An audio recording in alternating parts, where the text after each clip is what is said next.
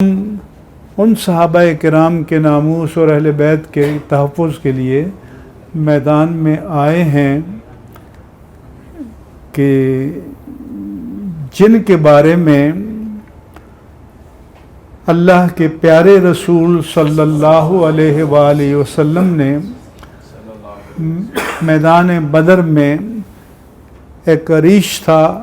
مجھے کوئی پوچھتا ہے کہ مکان کا پر بورڈ لگانا چاہیں نام تو کیا لگائیں؟ میں کہتا ہوں عریش بدر لگاؤ. عریش ویسے چھپر کو کہتے ہیں.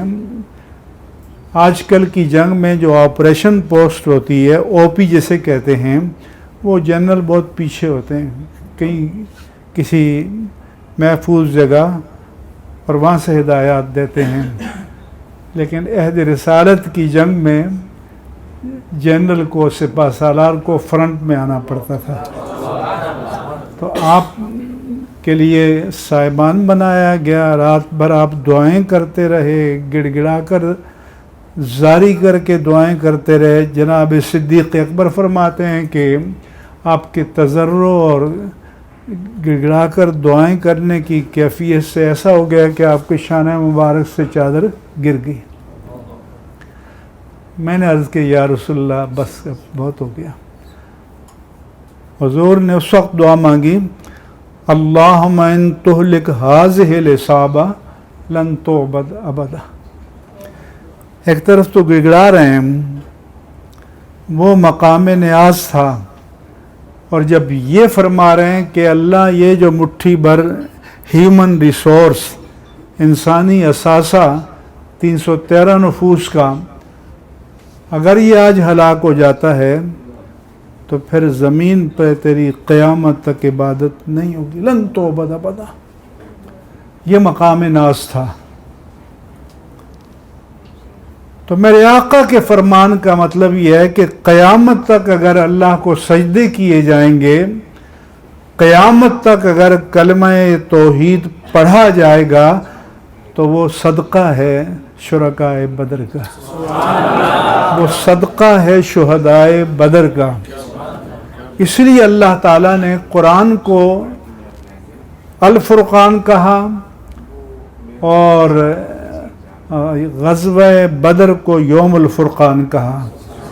اور فرقان کے معنی کیا ہے کہ آپ کی تو فرقان اکیڈمی میں پڑھے ہیں کہ حق اور باطل کے درمیان خط امتیاز. تو فرمایا کہ حق اور باطل کے درمیان اگر خط امتیاز کھینچنا چاہتے ہو تو بدر کو پڑھ لو. بدر سے بڑا مکتب اس کے لیے اور کوئی بھی نہیں ہے.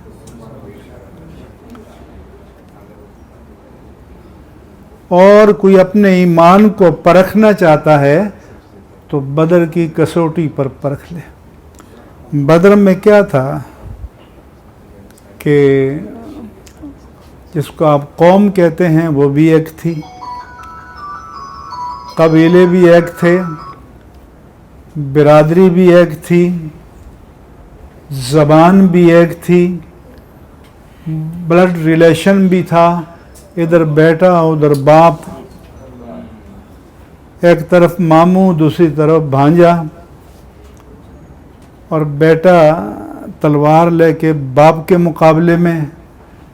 تو یہ کیا پیغام تھا کہ یہ سارے رشتے اپنے اپنے درجے میں محترم ہیں, قابل احترام ہیں, ان کا احترام ہونا چاہیے.